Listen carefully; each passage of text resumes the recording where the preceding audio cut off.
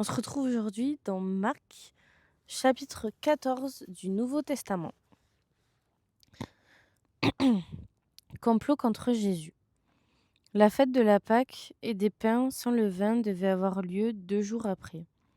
Les chefs des prêtres et les spécialistes de la loi cherchaient les moyens d'arrêter Jésus par ruse et de le faire mourir.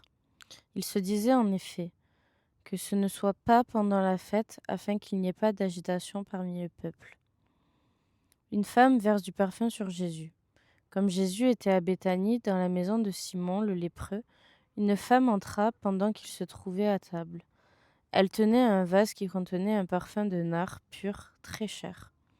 Elle brisa le vase et versa le parfum sur la tête de Jésus. Quelques-uns exprimèrent leur indignation entre eux. À quoi bon gaspiller ce parfum? On aurait pu le vendre plus de 300 pièces d'argent et les donner aux pauvres. Et ils s'irritaient contre cette femme.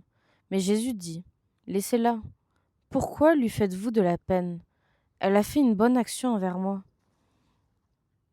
En effet, vous avez toujours les pauvres avec vous, et vous pouvez leur faire du bien quand vous le voulez, mais vous ne m'aurez pas toujours. Elle a fait ce qu'elle a pu. Elle a d'avance parfumé mon corps pour l'ensevelissement. Je vous le dis en vérité, partout où cette bonne nouvelle sera proclamée, dans le monde entier, on racontera aussi, en souvenir de cette femme, ce qu'elle a fait. Judas l'Iscariote, l'un des 12, alla vers les chefs des prêtres afin de leur livrer Jésus. Ils se réjouirent en l'entendant et promirent de lui donner de l'argent. Quant à Judas, il se mit à chercher une occasion favorable pour le trahir. Institution de la scène. Le premier jour des pains sans levain, où l'on sacrifiait l'agneau pascal, les disciples de Jésus lui dirent : Où veux-tu que nous allions te préparer le repas de la Pâque ? Il envoya 2 de ses disciples et leur dit : Allez à la ville, vous rencontrerez un homme qui porte une cruche d'eau.